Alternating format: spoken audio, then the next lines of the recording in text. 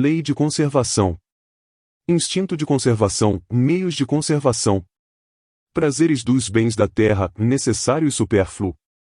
Privações voluntárias. Mortificações. O instinto de conservação é uma lei natural? Sem dúvida. Foi dado a todos os seres vivos, seja qual for o grau de inteligência. Para uns, é puramente mecânico, para outros, é racional. Com que objetivo Deus deu a todos os seres vivos o instinto de conservação? Porque todos devem cumprir os desígnios da providência, é por isso que Deus deu o instinto de conservação. Além disso, a vida é necessária ao aperfeiçoamento dos seres que têm instintivamente esse sentimento, sem se darem conta disso. Deus, dando ao homem a necessidade de viver, sempre lhe forneceu os meios para isso? Sim. Se não os encontra, é por falta de iniciativa. Deus não poderia dar ao homem a necessidade de viver sem lhe dar os meios, por isso faz a terra produzir e fornecer o necessário a todos, porque só o necessário é útil. O supérfluo nunca é. Porque nem sempre a terra produz o suficiente para fornecer o necessário ao homem. O homem é negligência por ingratidão e, no entanto, a terra continua sendo uma excelente mãe. Além disso, ele ainda acusa a natureza por sua própria imperícia ou imprevidência. A terra produziria sempre o necessário se o homem soubesse se contentar. Se o que produz não é bastante para todas as necessidades, é porque emprega no supérfluo o que deveria utilizar no necessário. Observai o árabe no deserto, encontra sempre com o que viver, porque não cria necessidades artificiais. Porém, quando a metade da produção é desperdiçada para satisfazer fantasias, deve o homem se espantar de não encontrar nada em seguida? E terá razão de se queixar por estar desprovido quando chega a época da escassez? Na verdade, não é a natureza que é imprevidente, é o homem que não sabe regrar sua vida. Por bens da terra somente devemos entender os produtos do solo. O solo é a fonte primária de onde vêm todos os outros recursos, que são apenas uma transformação dos produtos do solo, por isso, é preciso entender por bens da terra tudo que o homem pode desfrutar neste mundo. Os meios de subsistência, muitas vezes, faltam a alguns, mesmo em meio à abundância que os cerca. Por quê? É pelo egoísmo dos homens em geral e também, frequentemente, por negligência deles mesmos. Buscai e achareis, essas palavras não querem dizer que basta olhar a terra para encontrar o que se deseja, mas que é preciso procurar com ardor e perseverança e não com fraqueza, sem se deixar desencorajar pelos obstáculos que, muitas vezes, são apenas meios de colocar à prova a vossa constância, paciência e firmeza. Não há situações em que os meios de subsistência não dependem de modo algum da vontade do homem, e a privação até daquilo que mais necessita é uma consequência das circunstâncias? É uma prova muitas vezes cruel que deve passar e à qual sabia que seria exposto. Seu mérito está em sua submissão à vontade de Deus, se sua inteligência não fornece nenhum meio de se livrar das dificuldades. Se a morte deve atingi-lo, deve se submeter sem reclamar e compreender que a hora da verdadeira libertação chegou e que o desespero do último momento pode lhe fazer perder o fruto de sua resignação. Aqueles que, em certas posições críticas, se viram obrigados a sacrificar seus semelhantes para se alimentarem deles, cometeram um crime? Nesse caso, o crime pode ser atenuado pela necessidade de viver que lhes dá o instinto de conservação? Já respondi, ao dizer que há mais mérito em sofrer todas as provas da vida com coragem e abnegação. Nesse caso, há homicídio e crime de lesa natureza, faltas que devem ser duplamente punidas. Nos planetas onde o corpo é mais depurado, os seres vivos têm necessidade de alimentação? Sim, mas os alimentos estão de acordo com sua natureza. Esses alimentos não seriam muito substanciais para vossos estômagos grosseiros, do mesmo modo que, para eles, a vossa alimentação também não serviria. O uso dos bens da terra é um direito para todos os homens. Esse direito é a consequência da necessidade de viver. Deus não pode impor um dever sem dar o meio de satisfazê-lo. Porque Deus colocou o atrativo do prazer na posse e uso dos bens materiais. Para estimular o homem ao cumprimento de sua missão e experimentá-lo por meio da tentação. Qual é o objetivo dessa tentação? Desenvolver sua razão, que deve preservá-lo dos excessos.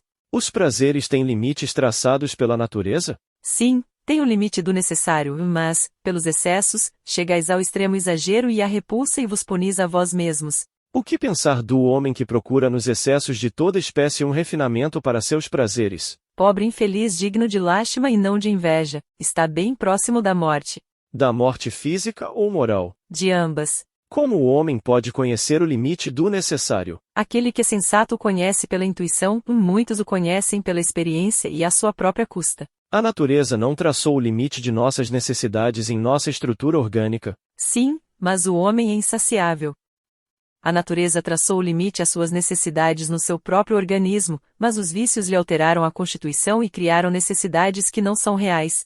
O que pensar dos que monopolizam os bens da terra para obter o supérfluo em prejuízo dos que precisam do necessário? Eles desconhecem a lei de Deus e terão que responder pelas privações que impuseram aos outros. A lei de conservação obriga o homem a prover as necessidades do corpo? Sim, sem força e saúde o trabalho é impossível. É condenável ao homem procurar o seu bem-estar? O bem-estar é um desejo natural. Os abusos são condenáveis porque contrariam a lei de conservação. O bem-estar é condenável se foi adquirido à custa dos outros e se comprometeu o equilíbrio moral e físico do homem. As privações voluntárias, que resultam numa expiação igualmente voluntária, têm algum mérito aos olhos de Deus? Quanto mais fazeis o bem aos outros, mais mérito tereis. Há privações voluntárias que sejam meritórias? Sim, a renúncia aos prazeres inúteis, que liberta o homem da matéria e eleva sua alma. O meritório é resistir à tentação que o conduz aos excessos ou ao prazer das coisas inúteis, é tirar do que lhe é necessário para doar àqueles que não têm o suficiente. Se a privação é apenas fingimento, é uma zombaria. A vida de mortificações ascéticas dos devotos e dos místicos, praticada desde a antiguidade e entre diferentes povos, é meritória sob algum ponto de vista? Perguntai para o que e a quem ela serve e tereis a resposta. Se serve apenas àquele que a pratica e o impede de fazer o bem, é egoísmo, qualquer que seja o pretexto com o qual se disfarce. Renegar-se a si mesmo e trabalhar para os outros é a verdadeira mortificação, conforme a caridade cristã. A abstenção de alguns alimentos, regra entre diversos povos, é fundada na razão? Tudo aquilo com que o homem pode se alimentar sem prejuízo para a sua saúde é permitido.